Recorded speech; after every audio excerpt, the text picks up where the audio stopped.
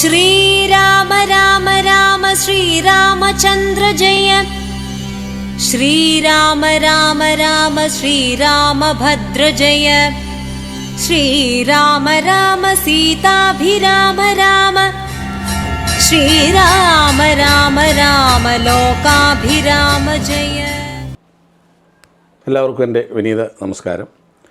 News ഇൻഡിപെൻഡൻസിൻ്റെ Saketham എന്ന രാമായണ പുണ്യത്തിലേക്ക് എല്ലാവരെയും സ്വാഗതം ചെയ്യുകയാണ്. ഇന്നു മുതൽ കർക്കിടകം തുടങ്ങി. സൂര്യദേവൻ ഉത്തരായണത്തിൽ നിന്ന് ദക്ഷിണായനത്തിലേക്ക് പ്രവേശിച്ചു. ഇനി 6 മാസം ദേവതകൾക്ക് രാത്രിയാണ് എന്നതാണ് നമ്മുടെ സങ്കല്പം. ഭഗവാൻ മഹാവിഷ്ണു ചാതുർമാസ്യ വ്രതത്തിലേക്ക് പോയി. ഭൂമിയിൽ മഴക്കാലം കൂടുന്നു, മഴക്കെടുതി കൂടുന്നു, രോഗാണു സംക്രമണം പെരുകുന്നു. ഒരു വറുതിയുടെ ഒരു പഞ്ഞമാസം എന്ന് പറയാം. ഈ പഞ്ഞമാസത്തെ പുണ്യമാസമാക്കുന്നതാണ് വാസ്തവത്തിൽ എഴുത്തച്ഛനിലൂടെ രാമായണം, അധ്യാത്മരാമായണം ചെയ്യുന്നത്. ഇനിയുള്ള 31 ദിവസം കേരളമാകെ തുഞ്ചൻ്റെ കിളി രാമായണശീലുകൾ പാടും. കൂജന്തം രാമരാമേതി മധുരം മധുരാക്ഷരം ആരൂഹ്യ കവിതാശാഖാം വന്ദേ വാൽമീകി കോകിലം. നമ്മളാദ്യം ഈ മഹാകാവ്യം, ലോകത്തിലെ ആദ്യത്തെ ഇതിഹാസമായ രാമായണം നമുക്ക് പകർന്നു തന്ന വാൽമീകി മഹർഷിയെ നമുക്ക് നമസ്കരിക്കാം. കൂജന്തം രാമരാമേതി, ഒരു കുയിലായിട്ട് രാമരാമ എന്ന് ചൊല്ലിത്തന്ന ആ ഋഷി 32 ദിവസങ്ങൾ ലവകുശന്മാരാണ് ഭൂമിയിൽ ആദ്യമായിട്ട്, ഈ പ്രപഞ്ചത്തിൽ ആദ്യമായിട്ട് ശ്രീരാമൻ്റെ മക്കളായ ലവനും കുശനും അയോധ്യയിലെ തെരുവുകളിലൂടെയാണ് ഈ വാൽമീകി എഴുതിയ രാമായണശീലുകൾ ആലപിച്ചത്. 32,000 ഏതാണ്ട് 24,000 ശ്ലോകങ്ങൾ. അതിനൊരു പ്രത്യേകതയുണ്ട്. ഈ 24,000 ശ്ലോകത്തിലെ ഓരോ 1000 ശ്ലോകം കഴിയുമ്പോഴും ഗായത്രി മന്ത്രത്തിൻ്റെ ഓരോ അക്ഷരം വാൽമീകി അതിൽ ചേർത്തിട്ടുണ്ട്. ആ അർത്ഥത്തിൽ ഗായത്രി മന്ത്രസിദ്ധമാണ് രാമായണം എന്ന് പറയാം. 3 പാപങ്ങൾ അധ്യാത്മരാമായണ പാരായണത്തോടെ ഇല്ലാതാകുമെന്ന് വിശ്വാസമുണ്ട്. മനുഷ്യൻ ചെയ്ത തെറ്റായ ദാനം ഒരു പാപമാണ്. അനർഹർക്ക് ദാനം ചെയ്യുന്നതായ പാപവും, നിഷിദ്ധമായ ആഹാരം കഴിക്കുന്നതും പാപമാണ്. അതുപോലെ മോശമായ സംസാരവും നമുക്കറിയാതെ വരുന്ന പാപമാണ്. 31 ദിവസം അധ്യാത്മരാമായണ പാരായണം വഴി ഈ 3 പാപങ്ങളും ഇല്ലാതാകും എന്ന് വിശ്വാസമുണ്ട്. ഒരു പ്രത്യേകത കൂടി പറയാം. നമ്മൾ രാമായണത്തിലേക്ക് പോകുമ്പോൾ അതിൻ്റെ പ്രവേശികയായിട്ട് ചില കാര്യങ്ങൾ കൂടി അറിയേണ്ടതുണ്ട്. അത് ചതുഷ്പ്രകരണീകരണം എന്ന് മനസ്സിലാക്കേണ്ട ഒരു കാര്യമുണ്ട്. ചതുഷ്പ്രകരണീകൃതം എന്നും പറയാം.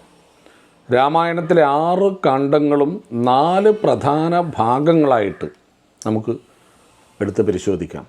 അതിൽ ആദ്യത്തെ കാണ്ഡമായ ബാലകാണ്ഡത്തിൽ എന്താണ് 4 പ്രധാന ഭാഗങ്ങൾ? 1 രാമാവതാരം, 2 വിശ്വാമിത്ര ഋഷിയുടെ നേതൃത്വത്തിലുള്ള ശ്രീരാമനും ലക്ഷ്മണനും കൂടി ചെയ്ത യാഗരക്ഷ, 3 ധനുർഭംഗം നടത്തിയിട്ടുള്ള സീതാസ്വയംവരം, 4 പരശുരാമനുമായിട്ടുള്ള കണ്ടുമുട്ടൽ. ഈ 4 ഭാഗം പോലെ ഓരോ കാണ്ഡത്തിനും ചതുഷ്പ്രകരണീകൃതമുണ്ട്. ഇനി രണ്ടാമത്തെ അയോധ്യാകാണ്ഡത്തിൽ 1 അഭിഷേക വിഘ്നം അവിടെയാണ് വരുന്നത്. ശ്രീരാമൻ്റെ പട്ടാഭിഷേകം മുടങ്ങുന്നു. 2 ശ്രീരാമാദികൾ വനവാസത്തിന് പോകുന്ന ഭാഗം, 3 ദശരഥൻ്റെ മരണം, 4 സീതയെ അന്വേഷിച്ചിട്ടുള്ള യാത്ര.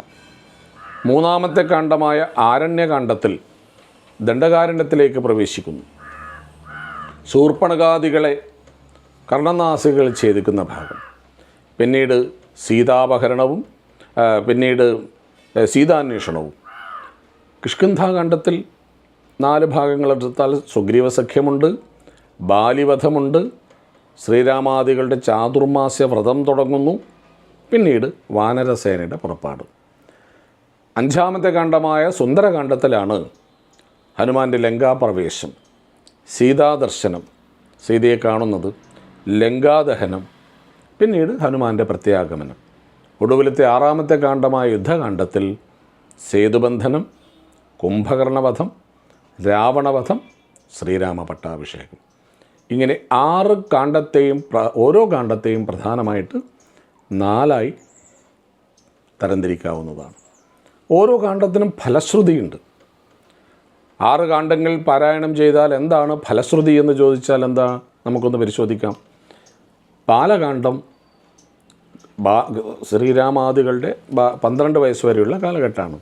അവിടെയാണ് ഗൃഹപീഠാദി ദോഷങ്ങളില്ലാതാകും. ബാലകാണ്ഡം വായിച്ചാൽ മഹാപീഠകളില്ലാതാകും. കുട്ടികളോട് ചെയ്തു പോയ തെറ്റും അപരാധവും ഇല്ലാതാകും. അത് മുക്തിക്ക് സിദ്ധിക്കുന്ന പറയാം ആചാര്യന്മാർ. 2ാമത്തെ കാണ്ഡമായ അയോധ്യാകാണ്ഡത്തിൽ അയോധ്യാകാണ്ഡം വായിച്ചാൽ എന്താണ് ഫലശ്രുതി അല്ലെങ്കിൽ ഫലസിദ്ധി? സന്താന സൗഭാഗ്യം, വിവാഹം, ഗുരുസാക്ഷാത്കാരം. ഇതാണ് അയോധ്യാകാണ്ഡത്തിൻ്റെ ഫലസിദ്ധി. ആരണ്യകാണ്ഡം വായിച്ചാലോ ജലപീഡയും അഗ്നിപീഡയും ജന്തുപീഡയും ഇത്തരം ദുരന്തങ്ങൾ നമുക്കുണ്ടാവില്ല. രാക്ഷസന്മാരായ ദുഷ്ടജീവികളിൽ നിന്നുള്ള ആക്രമണം ഉണ്ടാവില്ല. അതാണ് ആ കാണ്ഡത്തിൻ്റെ ഫലശ്രുതി. കിഷ്കിന്ധാകാണ്ഡം വായിച്ചാൽ ശാന്തി ഉണ്ടാവും, മനസ്സിനെപ്പോഴും ശാന്തി ഉണ്ടാവും. മിത്രലാഭം, നല്ല സുഹൃത്തുക്കളെ കിട്ടും. നഷ്ടപ്പെട്ടു പോയ ദ്രവ്യങ്ങൾ തിരിച്ചു കിട്ടും. അതിലാണ് നല്ല സുഗ്രീവ സഖ്യമൊക്കെ നടക്കുന്നത്. അതോടൊപ്പം യുദ്ധകാണ്ഡത്തിൻ്റെ ഫലശ്രുതി സമ്പൂർണ്ണ ജീവിത വിജയമാണ്. രാമായണം ഒരു കൽപ്പവൃക്ഷമാണെന്ന് പറയാം. വേര് തൊട്ട് ഫലം വരെ, പൂ വരെ ഏതൊക്കെ കാണ്ഡങ്ങളെന്നും നോക്കാം. വേരാണ് ബാലകാണ്ഡം. ഒരു വടവൃക്ഷത്തിൻ്റെ വേര് വളരെ പ്രധാനപ്പെട്ടതാണല്ലോ, അത് ബാലകാണ്ഡമാണ്. 2ാമത്തെ കാണ്ഡമായ അയോധ്യാകാണ്ഡമാണ് അതിൻ്റെ തടി. ശാഖകൾ ആരണ്യകാണ്ഡവും, അതുപോലെ കൊമ്പുകൾ, പടർന്ന് പന്തലിച്ചിരിക്കുന്ന കൊമ്പുകളാണ് കിഷ്കിന്ധാകാണ്ഡം. സുന്ദരകാണ്ഡമാണ് പൂക്കൾ, യുദ്ധകാണ്ഡമാണ് ഫലം. ഈ എല്ലാ അർത്ഥത്തിലും 24,000 ശ്ലോകങ്ങൾ വാൽമീകി നമുക്ക് പകർന്നു തന്നപ്പോൾ അത് മലയാള ഭാഷയ്ക്ക്, ഭാഷയുടെ പിതാവായ എഴുത്തച്ഛൻ അധ്യാത്മരാമായണത്തിൻ്റെ ശീലുകളിലൂടെ നമുക്ക് പകർന്നു തന്നിരിക്കുകയാണ്. ഇനിയുള്ള 31 ദിവസങ്ങളിൽ എല്ലാ വീടുകളിലും ഒരു നിലവിളക്ക് കത്തിച്ചു വെച്ച് രാമായണം വായിക്കും. അടുത്തുള്ള ദിവസങ്ങളിൽ രാമായണം എങ്ങനെ വായിക്കണം, അതുകൊണ്ട് എന്തൊക്കെയാണ് കാര്യങ്ങൾ എന്ന് നമുക്ക് ചിന്തിക്കാം. എല്ലാവർക്കും എൻ്റെ നമസ്കാരം.